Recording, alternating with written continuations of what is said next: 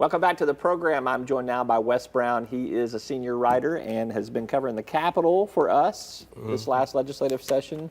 You don't look like you've lost too much sleep.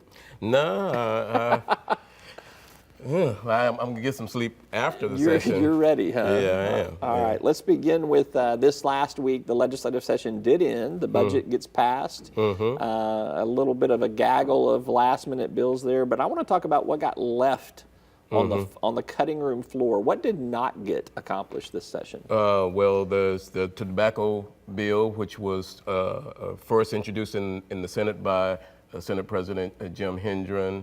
It has a number of different taxes one on tobacco, one on the big issue was vaping. This new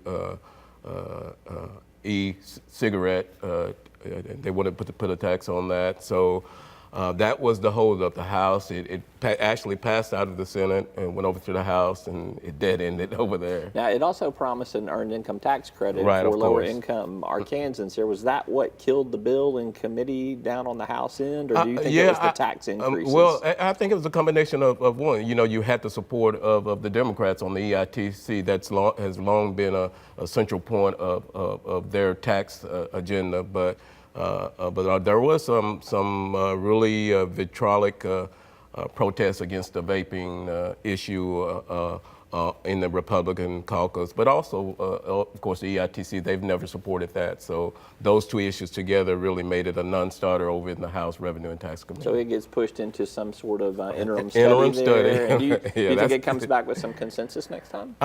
It may come back with some strong support, but it still has, I think there's going to be some, once the interim study comes out, we'll see where that goes. Former State Senator Jeremy Hutchinson is facing a new round of charges on an indictment brought by federal prosecutor in Missouri. This is on top of what he is already facing here in Arkansas. His attorney basically said that the federal government, is overloading the system and trying to force Jeremy Hutchinson to crack. Does he make a fair point? Yeah, I mean, it's kind of one of those, is an issue of, is this really a double jeopardy where you are facing the same prosecution of the same issue once in two jurisdictions, one in Little Rock federal court and then one in southern Missouri federal court. And he had to, I mean there are some legitimate issues. Some people believe that the case in Little Rock is a little bit weaker than the one up in the Ozarks of Missouri. And the nonprofit that is involved in this corruption, preferred family health care, they are based in. So I think in a lot of their former executives have been prosecuted, and I think you're going to get a better jury pool if you hold a trial up in Missouri. And of course the situation up in Missouri is 32 counts, but it's also involved two former preferred family executives. He's lumped together with a couple of those executives, whereas down in Little Rock it is he's independently charged. Right. So you're going to be lumped with them. So I think that the case and the situation also is that you put pressure on Hutchinson to fund two cases, one in Little Rock and one, and those federal cases are very expensive.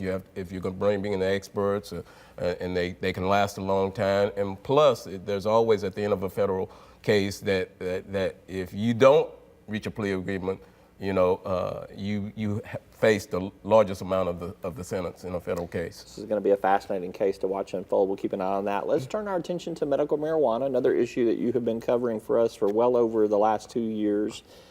It's still April. There's still a chance. Is there still a chance that somebody purchases some medical marijuana legally in Arkansas in April? It just depends on how fast the marijuana grows. 3 cultivation centers, Bold Team, Osage Creek, and Natural State. Bold Team and Natural State are in the Delta, and Osage Creek is up in northeast Arkansas. They have all a growing plant, but what has to take place, they have to grow it and then deliver it to the dispensaries. A lot of dispensaries are not up yet, only a few of them, and then they have to take that product and make it into a cannabis product that can be sold. the State Medical Marijuana Commission said it may be done late April, but more, we're probably looking at early May, maybe mid-May or June. That deadline just keeps moving. Yeah, it doesn't just keeps moving, We'll man. see what happens on that. All right. You can catch Wes Brown every day on our website. He's reporting on issues like the ones that we just covered right here on this at talkbusiness.net. Great job this session, Wes. All right, man. Much appreciated. All right. Take that good vacation. We are back with more right after this word from our sponsors.